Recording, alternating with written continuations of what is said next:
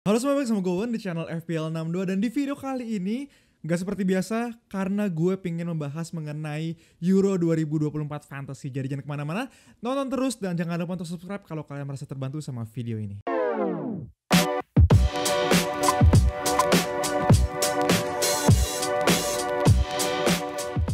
Oke guys, jadi di video kali ini gue akan sharing ke kalian gimana caranya untuk main Euro 2024 Fantasy Game. Dan juga gue akan share ke kalian beberapa rules dan juga tips dan trik mengenai Euro 2024 Fantasy. Nah tapi sebelum gue mulai, gue juga pengen kasih tahu kalian bahwa gue ada Liga FPL 62. Kalian bisa aja langsung masukin kode yang udah gue tulis di bawah ini. Nah jadi langsung aja gue akan share ke kalian beberapa rules, caranya, apa perbedaannya dari FPL, dan juga beberapa strategi yang bisa digunakan untuk game Euro 2024 Fantasy ini.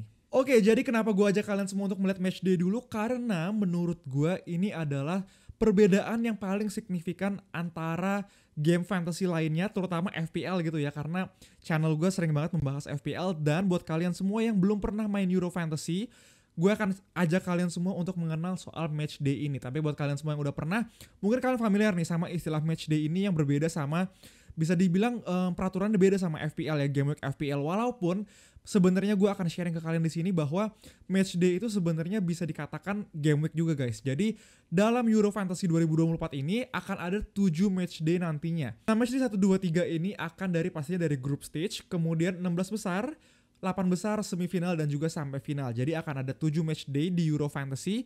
Tapi gue akan ajak kalian semua dulu untuk melihat match day 1 sampai dengan match day 3. Nah, peraturan di match day ini juga cukup unik guys. Jadi mungkin kalian tahu kalau di FPL itu setiap game week atau setiap match day itu kalian bisa transfer. Nah ini juga sama dengan Euro Fantasy. Jadi di setiap perpindahan match day itu pastinya kalian bisa melakukan transfer.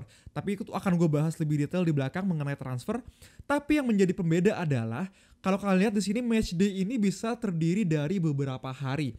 Sama seperti FPL juga, mungkin aja pertandingan pertama di match day pertama gitu ya, itu akan ada di hari Sabtu jam 2 pagi gitu guys. Antara Jerman lawan Skotlandia, pasti pembuka gitu ya, negara hostnya. Dan kemudian pertandingan kedua akan ada di jam 8 malamnya, kemudian jam 11, begitu terus sampai dengan nanti hari Selasa guys, yaitu pertandingan terakhir yaitu Portugal melawan Republik Ceko. Nah, kalau kalian lihat di sini akan ada Sabtu, Minggu, Senin, Selasa, jadi 4 hari guys, 4 hari untuk matchday pertama. Nah, di sini antara setiap harinya kalau kalian lihat kalian bisa melakukan substitution atau kalian bisa mengganti pemain kalian yang belum bermain, gantiin pemain yang sudah bermain. Say, misalkan jadi kalian punya pemain Jerman gitu ya guys, kalian punya Toni Kroos gitu. Nah poinnya ternyata cuma 2 guys, mereka Toni Kroos ini nggak ngapa-ngapain.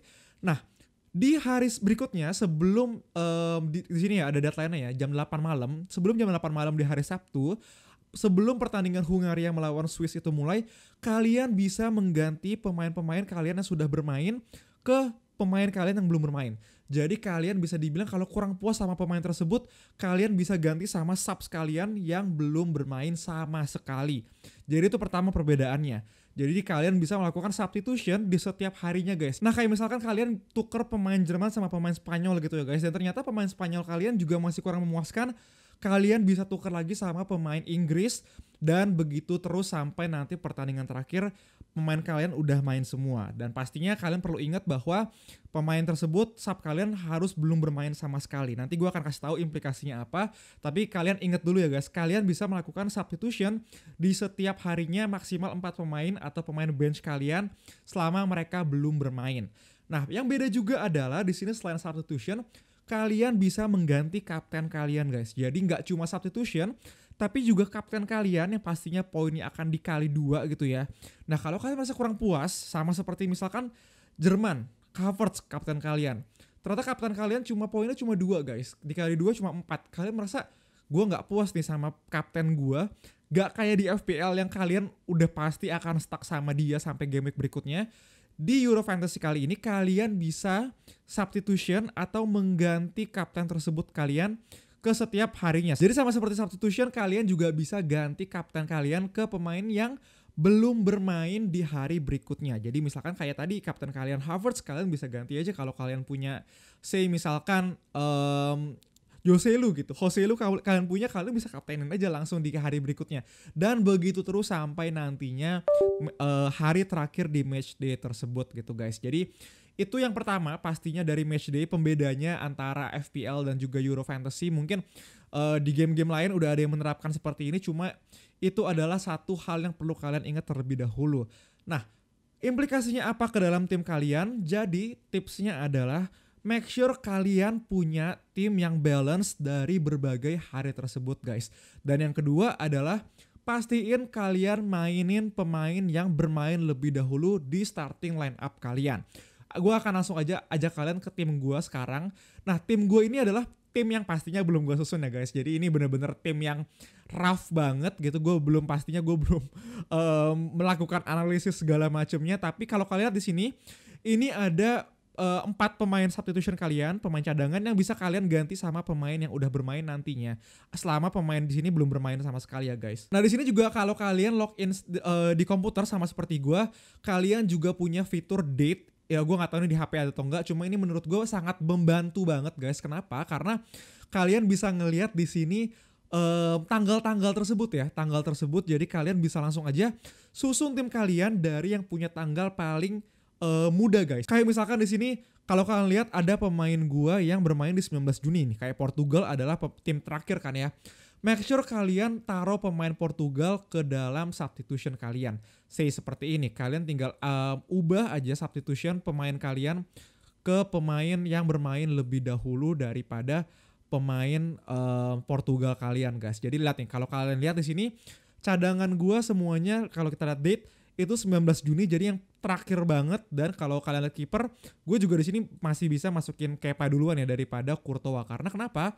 Karena Courtois akan bermain lebih belakang di sini kan. Belgia akan baru bermain di hari Senin, sedangkan Spanyol udah akan bermain di hari Sabtu. Jadi seperti itu kurang lebih tips dan triknya. Jadi pastiin kalian juga punya pemain yang menyeluruh ya, bisa dibilang general dari setiap hari, nggak hanya fokus di Jerman, nggak hanya di Spanyol, tapi make sure buat kalian punya bisa dibilang peluang untuk mendapatkan poin lebih banyak karena kalian dikasih kesempatan guys sama Euro Fantasy.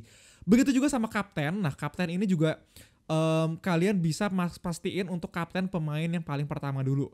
Misalkan di sini gue punya Havertz gitu ya, pemain pertama yang akan bermain, pastinya gue akan kaptenin dia dulu nantinya. Dan kemudian misalkan Havertz ternyata poinnya jelek, gue akan ganti ke pemain lainnya yang ada di hari ini guys. Jadi kategori ini ya, antara Spanyol gue punya pemain Italia juga, Kroasia gue punya Modric misalkan. Jadi kalian bisa ganti lagi begitu terus sampai nanti ke Portugal gitu guys, ke pemain terakhir kalian. Dan selama kalian ganti kapten, pastinya kapten sebelumnya poinnya akan berkurang lagi, nggak akan dikali 2, tapi akan balik ke poin seperti biasa. Dan begitu juga sama pemain-pemain yang di sub, kalian juga udah bakal bisa sub in dia lagi, dan pastinya poin itu akan dihitung sebagai 0. Jadi kalian nggak bisa pakai sama sekali. Jadi seperti itu untuk match day. Berikutnya gue akan langsung aja bahas mengenai lebih general lagi, karena menurut gue match day itu paling penting dulu, dan setelah ini gue akan langsung aja membahas mengenai tim, transfer, dan sebagainya macamnya. Nah oke guys, sekarang gue akan run through ke kalian aja secara cepet gitu ya. Gue akan pastinya bacain dari rules yang udah disediakan sama Euro Fantasy. Jadi kalau kalian masih bingung, kalian bisa langsung aja ke tab rules di sini, dan itu sudah melambangkan menjelaskan semua peraturan yang ada di Euro Fantasy. Jadi seperti biasa tadi udah gue bilang match day udah gue jelasin. Kemudian untuk squad kalian bisa pastinya pilih seperti biasa 2 kiper, 5 back, 5 midfielder, dan juga 3 striker. Nah untuk budget sendiri kalian akan di set pertama dari 100 juta euro dan akan berubah di 16 besar menjadi 105 juta euro. Dan untuk pemain-pemain tersebut gitu ya, setiap negaranya kita boleh punya berapa pemain nih gitu. Nah ini berbeda-beda juga guys dari setiap rondenya. Jadi kalau kalian di group stage, maksimal itu kalian cuma punya 3 pemain dari setiap negara. Dan akan nambah 1 sampai nanti semifinal gitu ya. Dan nantinya di final kalian masing-masing akan bisa menempatkan 8 pemain dari negara yang sama. Jadi kurang lebih seperti itu guys untuk transfernya. Jadi untuk di group stage sekarang kalian cuma bisa pilih 3 pemain dari negara yang sama dulu gitu guys. Dan nanti di round 16 kalian bisa naik 1 jadi punya 4 pemain dari negara yang sama. Nah itu mengenai pemain dan juga tim kalian. Selanjutnya gue akan ajak kalian semua untuk menjelaskan lebih banyak mengenai substitution. Nah jadi substitution ini seperti yang udah gue jelaskan, kalian bisa sub maksimal 4 pemain yang ada di bench kalian. kalian bisa change your captain juga. Nah, dia kasih notes nih guys, jadi kalian juga perlu waspada bahwa pastinya kalian gak bisa mengganti kapten atau bahkan pemain ke dalam starting 11 kalian ketika pemain tersebut udah bermain. Jadi selama pemain itu udah main 1 menit pun kalian nggak bisa ganti. Harus pemain yang belum pernah bermain sama sekali, karena ya kalau nggak fair dong guys. Dan berikutnya adalah kalian bisa ganti kapten juga, tapi semua substitution dan juga penggantian kapten nggak bisa dibalikin lagi, nggak bisa di reverse. Dan once ketika hari terakhir itu udah final gitu ya, kalian nggak bisa ganti tim kalian apapun lagi. Jadi itu adalah tim terakhir kalian di matchday tersebut, dan kalau kalian melakukan transfer, kalian melakukan substitution, itu baru akan dihitung di matchday berikutnya guys. Dan berikutnya mereka juga ada automatic sub. Automatic sub ini mungkin kalau kalian main FPL pastinya familiar ya. Selama pemain tersebut gak bermain sama sekali, pemain yang ada di bench akan naik selama itu menyesuaikan dengan formasi kalian. Jadi seperti itu guys untuk substitution sendiri. Nah, berikutnya di sini gue juga akan membahas mengenai transfer guys. Jadi apa bedanya transfer game FPL sama game Euro Fantasy? Perbedaan yang paling signifikan adalah kalian akan mendapatkan beberapa perbedaan di setiap stage-nya tersebut gitu ya guys. Jadi beda fase, pastinya beda juga peraturan dan number of free transfer yang mereka sediakan ke kita juga. Nah, kalau kalian di sini kalian bisa mendapatkan free transfer pastinya setiap match day, tapi berapa jumlahnya? Kalau FPL kan pasti 1 ya guys setiap minggunya. Kalau di sini ini akan beda-beda guys. Jadi sebelum turnamen mulai seperti biasa kalian bakal unlimited, kalian bisa susun tim kalian ganti-ganti sampai nanti deadline Euro tuh di kick off kalau gue nggak salah. Dan nantinya selama group stage kalian bisa mendapatkan 2 transfer per match day. Jadi match day kedua kalian baru akan mendapatkan 2 free transfer, begitu juga sampai dengan match day ketiga. Nah, kemudian di 16 besar kalian akan mendapatkan unlimited transfer guys. Jadi make sure kalian gak usah, karena di sini juga ada minus point ya, kalau kalian melebihi free transfer kalian di match day tersebut gitu, kalian akan dikurangin 4 poin juga. Dan di ronde 16 besar kalian bakal dapat unlimited, kemudian kalian bisa reset squad kalian.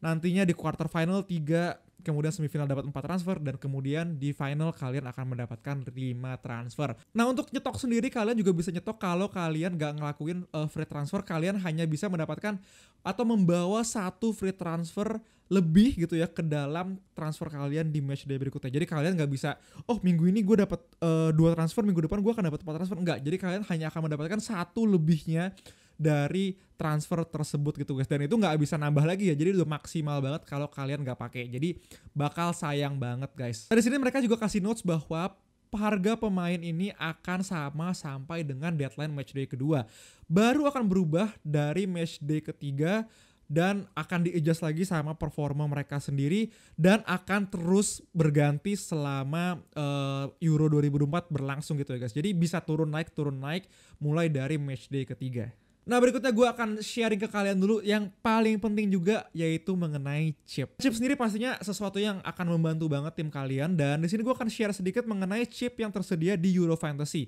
Berbeda sama FPL yang kita punya triple captain, kita punya bench boost, dan kita juga punya wildcard dan free hit.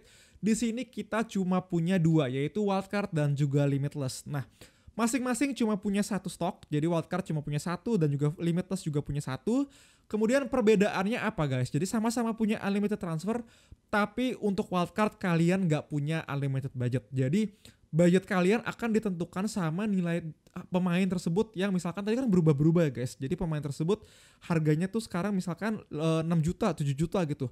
Harga tersebut akan mengikuti. Jadi kalian punya value di squad kalian dan itu nggak bisa dilebihin guys. Jadi selama value squad kalian jelek, ya pasti uang di bank kalian juga nggak gitu bagus.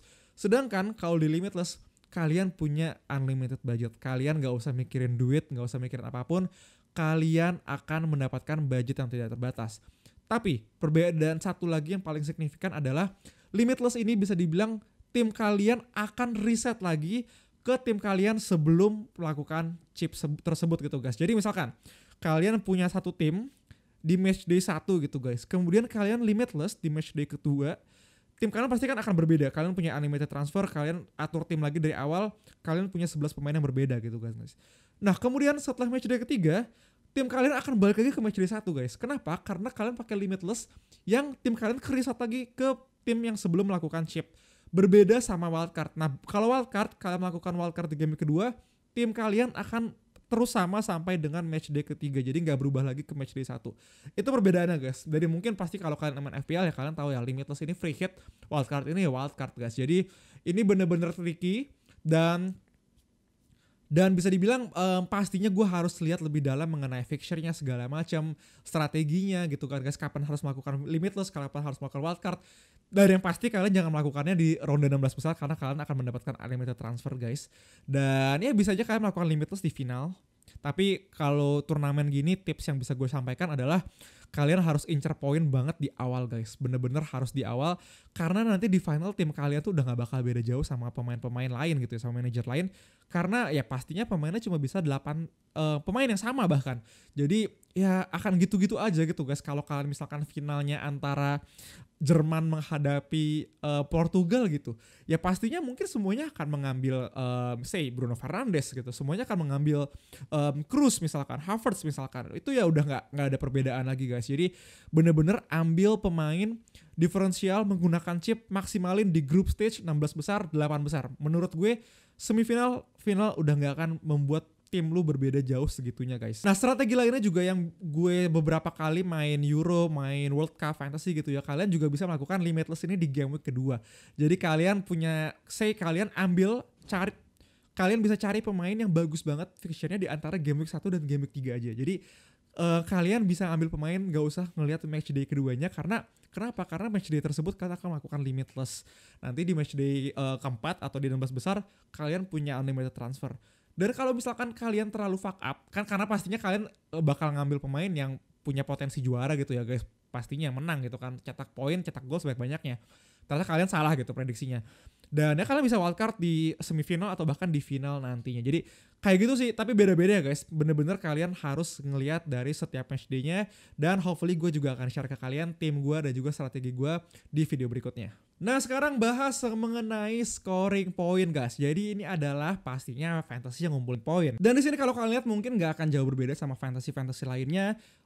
Semua pemain setiap mereka tampil gitu ya, mereka akan otomatis mendapatkan 1 poin walaupun hanya bermain 1 menit atau enggak, yang penting mereka appear, mereka tampil di pertandingan tersebut, bermain, akan mendapatkan 1 poin. Ketika mereka udah 60 menit di pitch, udah bermain selama 60 menit sama seperti FPL, kalian akan mendapatkan 1 poin lagi. Jadi kalau mereka bermain selama 90 menit, 61 menit aja, 60 menit mereka akan mendapatkan 2 poin di sini guys. Nah yang menarik di sini adalah ketika kalian punya goal from outside the box. Jadi ketika pemain kalian nyetak gol di luar kotak penalti, kalian akan mendapatkan 1 lagi tambahan poin dan assist akan mendapatkan 3. Jadi bener-bener assist ini nggak berbeda ya guys di antara semua pemain. Jadi semua defender, midfield, striker, kalau assist ya cuma 3 poinnya. Kemudian juga ada every 3 balls recovered. Jadi setiap 3 ball yang mereka recover gitu ya guys, mendapatkan 1 poin. Apalagi kalau mereka mendapatkan player of the match award. Karena di setiap pertandingan kan pasti akan dikasih tahu gitu ya guys, siapa nih player of the match-nya. Nah mereka akan mendapatkan 3 bonus poin lagi. Kemudian kalau kalian mendapatkan penalti akan dapat 2. Kalau kalian malah buat penalti akan minus 1. Miss penalti minus 2, yellow card minus 1, red card minus 3, on goal minus 2. Nah, berikutnya di sini adalah ya goalkeeper lah guys, masing-masing posisi. Kalau mereka score goal ini gede banget, save penalti juga 5, clean sheet 4, every 3 save mendapatkan 1 poin, dan setiap kebobolan 2 gol akan dikurangin 1. Nah, berikutnya juga adalah di sini ya sama-sama aja guys, scoring a goal, clean sheet, dan juga berikutnya forward gitu ya guys, 4 gol, 5 gol, 6 gol. Jadi kalau kalian di sini juga mereka bilang bahwa biasanya poin baru bisa selesai dihitung gitu ya 3 jam setelah final whistle. Jadi setelah pertandingan terakhir di match day tersebut, bukan match day ya, tapi hari dari satu match day tersebut kalian baru bisa bisa dibilang ngeliat statsnya, kalian bisa benar-benar lihat kalkulasi poin yang bagus banget gitu. Jadi kurang lebih seperti itu guys. Ini sisanya adalah peraturan-peraturan yang bisa dibilang kurang lebih mirip ya sama FPL. Deadline-nya juga pastinya ini masih deadline jam mereka, karena kita tadi udah gua kasih lihat jam 2 gitu ya, jam 2-an. Dan ya sisanya kurang lebih akan sama banget guys sama game-game fantasy lainnya. Tapi ya beberapa tips dan trik yang gue bisa sampaikan adalah ya salah satunya tadi, make sure tim kalian ini bisa dibilang balance secara susunan dari hari match day tersebut. Jadi jangan numpuk di satu hari doang, tapi bisa dibilang ambillah pemain yang punya main di hari Selasa, Rabu, Sabtu, Minggu, Senin, Selasa gitu guys. Dan make sure pemain kalian yang main di starting 11 atau 11 pertama kalian adalah pemain-pemain yang main duluan. Kemudian secara kaptenin juga pemain yang main duluan. Kalian bisa sub setiap harinya di antara di match day gitu ya, di setiap harinya di antara hari Selasa atau Minggu kalian bisa sub selama pemain tersebut belum main. Dan tips yang paling penting adalah menurut gue all out attack di awal-awal kompetisi guys. Jadi kurang lebih itu aja video gue untuk kali ini. Make sure juga kalian ikutin liga gue FPL 62, likotnya di sini 6HC M kecil 4Y.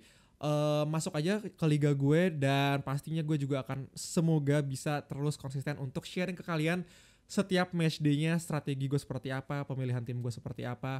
Atau kalau kalian gak sempet nonton YouTube juga, kalian bisa langsung aja ke Twitter gue di @fpl62_. Dan kalau kalian masih punya pertanyaan soal peraturannya Euro gimana sih dan lain-lain, langsung aja komen di bawah atau kalian bisa DM gue juga di Twitter, pasti akan gue jawab. Jadi kayak gitu aja guys, langsung aja main Euro Fantasy. Udah selesai FPL-nya, nunggu apa lagi?